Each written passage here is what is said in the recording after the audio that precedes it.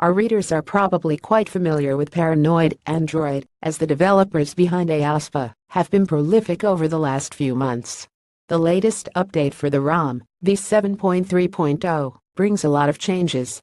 But the biggest addition doubles down on the project's earlier commitment to photo quality. As of today, Paranoid Android has its own camera app. It looks exceedingly simple, but that's deceptive. You swipe left and right to change between video, photo, and panorama modes. The shutter is big and obvious. Right from that is the front-back camera toggle, and you have a simple gallery on the left.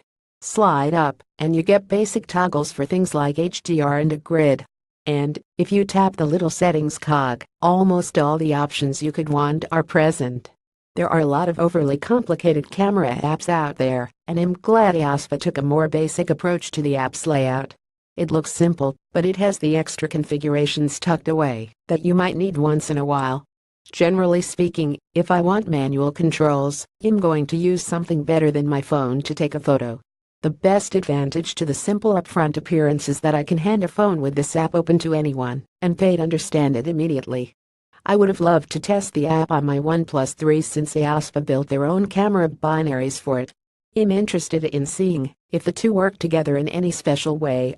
Unfortunately, we had somewhat short notice for this release, and I needed my OP3 for another project at the time. Launcher tweaks. I'm a huge fan of the launcher included in Paranoid Android. I think it's the best of any ROM I've ever used. So it's good to see that the AOSPA devs are interesting.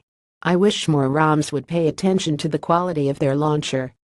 Among the included changes to the launcher are the ability to hide apps from the drawer and home screen, support for round icons, dot color options, and app-specific custom icons. That gives you a lot of new options for further personalizing your home screen and overall launcher experience. The full changelog non-device specific is just below.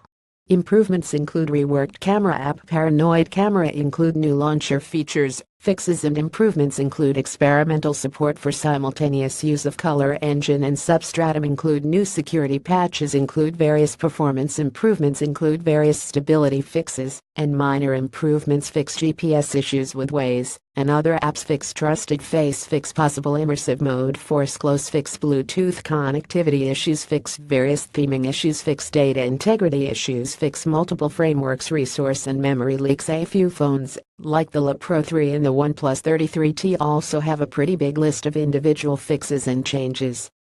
Almost all supported devices have also been patched against the blueborne vulnerability. For the full changelog, you can check the Google post for this update. Downloads for AOSPA are available here.